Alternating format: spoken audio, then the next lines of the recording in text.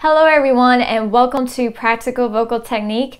My name is Amelia and today I want to talk about reducing strain through semi-occluded vocal tract exercises. So semi-occluded means partly closed. When we semi-occlude, it means that we're partly closing the vocal tract. So the question is, why would we want to do that? Well, at a high enough frequency, sound is actually energy. When we make sound, we're actually creating energy. So when we semi-occlude the vocal tract, we're sending this energy back to the source, which is essentially our vocal folds, assisting them in self-oscillation. And every singer wants a self-oscillating mechanism, meaning that the vocal folds are vibrating freely by themselves with less musculature involved. Simply put, semi-occluded exercises help reduce strain.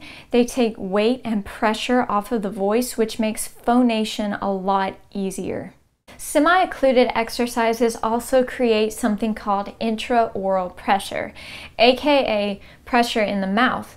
And this pressure also exists in the glottis, or the space between the vocal folds, which is really great because when your vocal folds come together to vibrate, they literally beat together hundreds and thousands of times per second, depending on what note we're hitting. So as we sing higher, they actually beat together faster, which can cause vocal fatigue.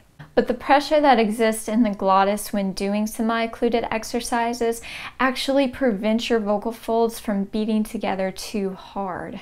So these exercises act as a vocal therapy for the voice, and they also help balance your airflow, air pressure, and vocal cord closure. So if you have the tendency to sing too breathy or too compressed, then these exercises will help balance that out.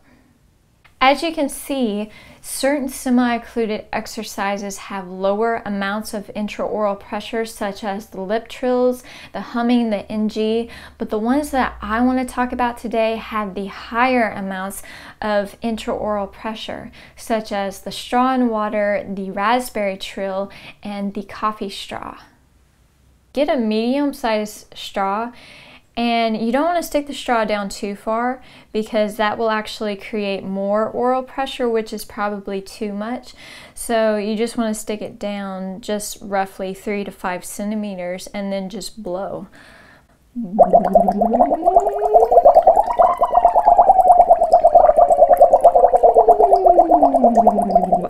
Now, if the water is splashing up in your face, then that's actually telling you that you're blowing too much air.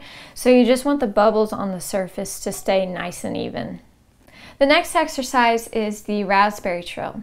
To do this exercise, we simply rest the tongue out on the bottom lip and make sound.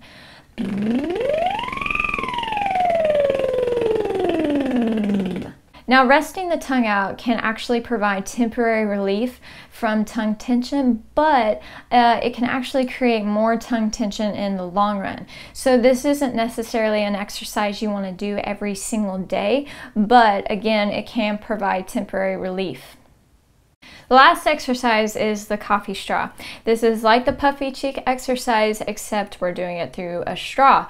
And the reason why is because the straw elongates the vocal tract. So longer tubes resonate lower frequencies. So this helps train a neutral to a low larynx. So again, you're just going to puff your cheeks up and blow.